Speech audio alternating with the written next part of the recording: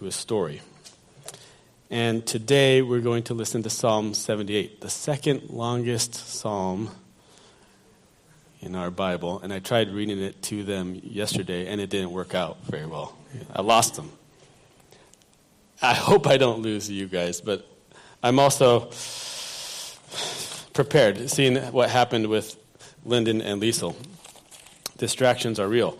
This is a version you don't have in your pews. I don't have it up on the screen. It's Miles Coverdale version of the Psalms. It's the Psalms that are sung in the Church of England. And so there's something archaic about the language, but I think that might help us tune our ears a little better. All right. Did you lose me on the mic? No? It's a story about God's wonderful deeds that he did and how people forgot them. It starts out saying, tell this to your children. Right? Pass this on. Remember the story. Don't forget it. So sit back. You have to kind of not be an audience. You have to have a sense of active listening, participation. I'm going to do my best to be clear. It's a long psalm, so I don't promise anything as well. I just want you guys to try to listen, and I'll do my best to speak the word of the Lord here. Psalm 78. Hear my law, O my people. Incline your ears unto the words of my mouth.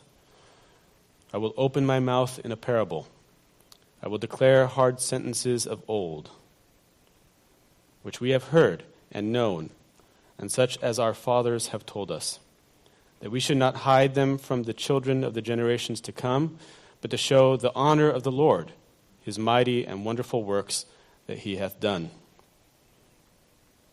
He made a covenant with Jacob and gave Israel a law, which he commanded our forefathers to teach their children, that their posterity might know it, that the children which were yet unborn, to the intent that when they came up, they might show their children the same, that they might put their trust in God, and not to forget the works of God, but to keep his commandments, and not to be as their forefathers, a faithless and stubborn generation, a generation that set not their heart aright, and whose spirit cleaved not steadfastly unto God. Like as the children of Ephraim, who being harnessed and carrying bows turned themselves back in the day of battle.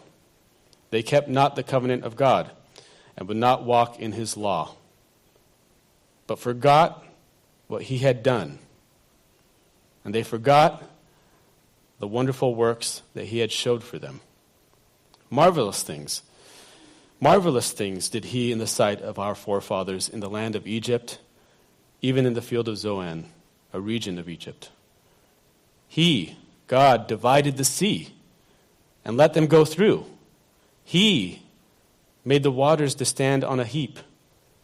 In the daytime also he led them with a cloud, and all the night through with a light of fire. He clave the hard rocks in the wilderness and gave them drink, as it had been out of the great depth. He brought waters out of the stony rock so that it gushed out like the rivers. Yet for all this, they sinned more against him and provoked the Most Highest in the wilderness. They tempted God in their hearts and required meat for their lust. They spoke against God, saying, shall God prepare a table in the wilderness? And so he smote the stony rock indeed, that the water gushed out and the streams flowed. They spoke against God again, saying, but can this God give bread also, or provide flesh for his people? When the Lord heard this, he was raged. So the fire was kindled in Jacob, and there came up heavy displeasure against Israel, because they believed not in God, and put not their trust in his help. So he commanded the clouds above, and opened the doors of heaven. He rained down manna also upon them to eat, and gave them food from heaven. So man did eat angels' food, for he sent them meat enough. He caused the east wind to blow under heaven, and through his power he brought in the southwest wind. He rained down manna upon them as thick as dust, and feathered fowls like as the sand of the sea. He let it fall among their tents, even round about their habitation. So they did eat, and were well filled, for he gave them their own desire. They were not disappointed of their lust. But while the meat was yet in their mouths, the heavy wrath of God came upon them. It slew the wealthiest of them, yea, and smote down the chosen men that were in Israel. So, for all this, they sinned yet more.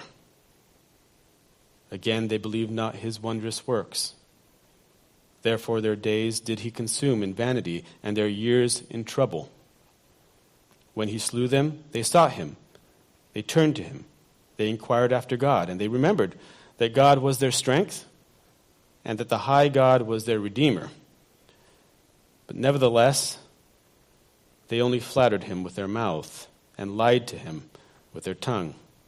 For their heart was not whole with him, and neither continued they steadfast in his covenant. And yet, despite all this, he was so merciful that he forgave their misdeeds and destroyed them not. Yea, many a time turned he his wrath away, and would not suffer his whole displeasure to arise, for he considered that they were but flesh, and that they were even a wind that passeth away and cometh not again. Many a time did they provoke him in the wilderness and grieved him in the desert. Again and again they turned back and tempted God and moved the Holy One in Israel. They thought not of his hand and of the day when he delivered them from the hand of the enemy, how he had wrought his miracles in Egypt and his wonders in the field of Zoan. He turned their waters into blood, so that they might not drink of the rivers. He sent lice among them and devoured them up, and frogs to destroy them. He gave their fruit unto the caterpillar, and their labor unto the grasshopper. He destroyed their vines with hailstones, and their mulberry trees with the frost. He smote their cattle also with hailstones, and their flocks with hot thunderbolts. He cast upon them the Egyptians, the furiousness of his wrath, anger, displeasure, and trouble, and sent evil angels among them. He made a way to his indignation, and spared not their soul from death, but gave their life over to the pestilence, and smote all the firstborn in Egypt, the most principal and mightiest in the dwellings of Ham. But yet, as for his own people, he led them forth like sheep, and carried them in the wilderness like a flock. He brought them out safely, and that they should not fear, and overwhelmed their enemies with the sea, and brought them within the borders of his sanctuary, even to his mountain, which he purchased with his right hand. He cast out the heathen also before them, caused their land to be divided among them for an inheritance, and made the tribes of Israel to dwell in their tents. Yet again, they tempted and displeased the Most High God, and kept not his testimonies, but turned their backs and fell away like their forefathers, starting aside like a broken bow. For they grieved him with their hill altars, and provoked him to displeasure with their images. When God heard this, when God saw this, he raged and took sore displeasure at Israel, so that he abandoned the tabernacle in Shiloh, even the tent that he had pitched among men. And he delivered their power into captivity, and their beauty into the enemy's hand. He gave his people over to the sword, and was raged with his inheritance. The fire consumed their young men, and their maidens were not given in marriage. Their priests were slain with the sword, and there were no widows to make lament. So the Lord awoke as one out of sleep, and like a giant refreshed with wine, he smote his enemies in the hinder parts and put them to a perpetual shame.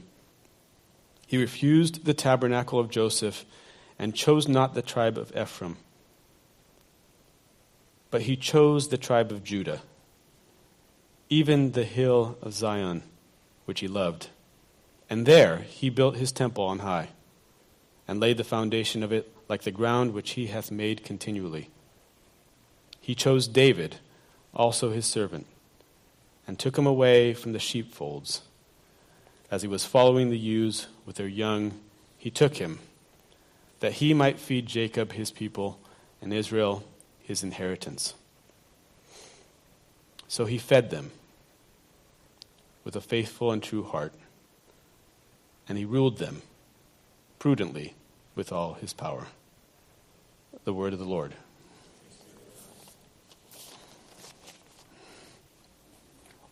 I'm pretty impressed I got through that whole thing, and you guys are still awake.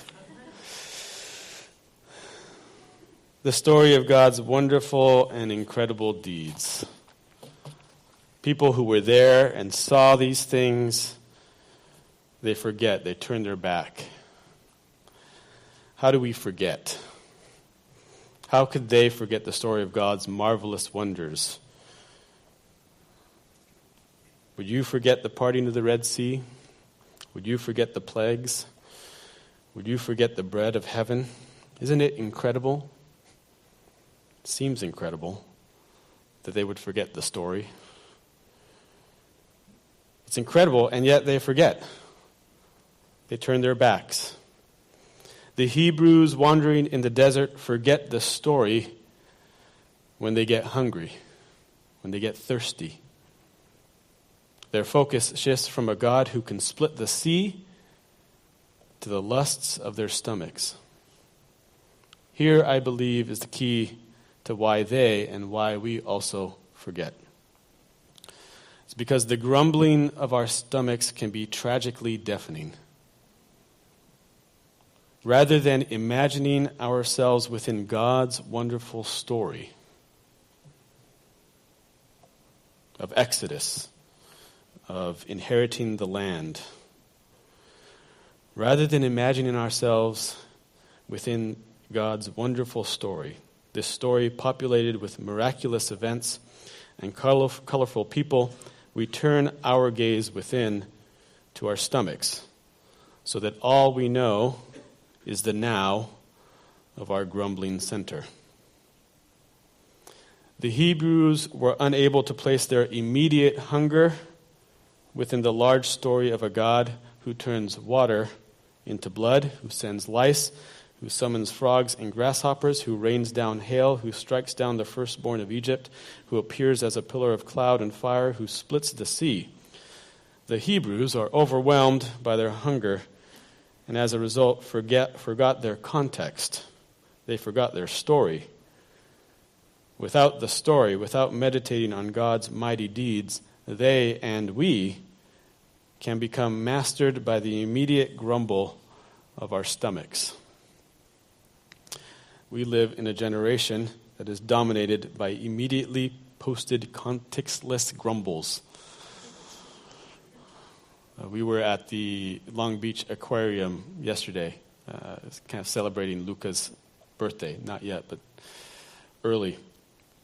And a young group of probably 7 to 9-year-old kids come to this tank where these seahorses are just amazing. Lucas stood there for a while, just kind of staring, meditating these seahorses. But these kids came by, snap, next, snap, next. It's kind of like when you see the Mona Lisa, if you go to the Louvre, it's like I saw it, checked off a list. These kind of contextless images that we take. Facebook and Twitter have close to a combined 2 billion users out of 7 billion people on this planet. Our lives are lived as posts and tweets, isolated sentences without a context. Ours is a fragmented story. But we desire a good life, one that needs a context. We need a biography that's blessed, not a collection of tweets, not a Facebook year in review to tell us who we are. We need a blessed biography that purposely frames our life within the context of a wonderful story. I don't Facebook, though I sometimes look at our family Facebook. I don't tweet, and Moses didn't Instagram, though maybe that would have been helpful for us. But I, like the Hebrews, repeatedly, again and again, allow my immediate situation to overwhelm me, to isolate me, to make me contextless, to make me forget this grand story of God's wonderful, wondrous works. I allow my grumbling stomach to become the center of a very anemic and small story. We all do this. We all have stomach grumblings. Grumbling is a part of life. But if we take that grumbling out of the context of God's story, we lose our way. We forget the story. We get lost. We become hopeless. So God asks us to remember his story, to pass it on, to be able to tell our own story within the context of his marvelous and wondrous deeds. He really desires this for us. He doesn't want us to become lost. He wants us to be anchored in a story that gives us hope. There's this monastery in Santa Maria. It's called Santa Maria de Ripoll. I'll put the image up here. It's this beautiful place that someday I want to go and visit. It also has the first mechanical water clock inside in Europe. So it's like a lot of cool things happening here. All right? Just so you know. You can kind of see here there's this archway in here. And I'm going to zoom in, go to the next slide. This is the archway. It's a Romanesque 12th century portal into the sanctuary of the church. It's amazing. It's beautiful. It tells God's story. And I chose it because it also kind of copies the story of Psalm 78. So you can kind of see it. Go here. On the right-hand side, it begins up here with Moses splitting the Red Sea. Here you can kind of see the manna from heaven and quail. I mean, it's old, so it's faded. Here you have Moses kind of hitting the rock in front of all the Hebrews. And this is the story of Joshua's conquest. If you go to the other side, it starts up here with the return of the tabernacle, or bringing it into Jerusalem, the city. The story of King David. King David here, and then transfers to the coronation of Solomon. Solomon's dream, and here you have Elijah being taken up. Go to the next screen. In the arch, you can't really see it here, but in the bottom you have the story of Cain and Abel. And then you have here the story of Jonah. You can kind of see the fish here. He's under a tree here. Here's the dream of Nebuchadnezzar, and starts off the story of Daniel. And he ends here in the lion's den. Here's the story of Peter up to his upside-down crucifixion. And here's the story of Paul all the way to his beheading. You can see the little guy holding his head. Go to the next screen. And at the top, all these stories are summed up in the one who sits on the throne at the top of the arch. All these stories find their proper context in the story of Jesus, the Messiah, the Son of David, the Son of God, the one who came in the flesh, the one who blessed us with his life, the one who took the cross, suffered, and died, who came to new life to give us life. The one, Jesus, the one who in the words of the psalm fed them with a faithful and true heart and ruled them prudently with all his power. He sits on top of this arch. Go back to that arch, you see. Right there. He sums up the stories. So, if your grumbles are about hunger, joblessness, and poverty, Christ wants to collect you into his story of rich abundance. Remember the story of him feeding 5,000. If your grumbles are about loneliness and singleness, Christ wants to collect you into the story of his love and presence. Remember that he promises to be with us to the end of the age. If your grumbles are about sickness and suffering, Christ wants to collect you into the story of his suffering and resurrection. Remember the story of him healing on the Sabbath and his defeat of death. If your grumbles are about past sins and seemingly devastating mistakes,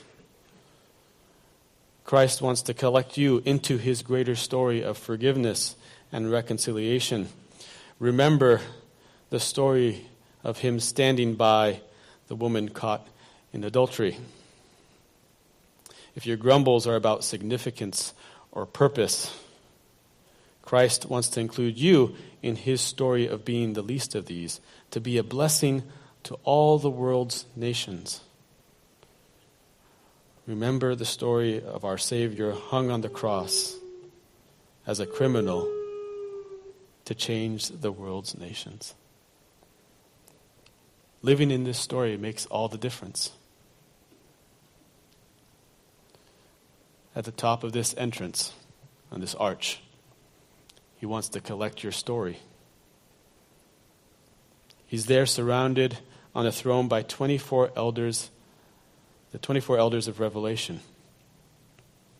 From here, Christ declares that he is the Alpha and the Omega, the beginning and the end, the once upon a time and the happily ever after.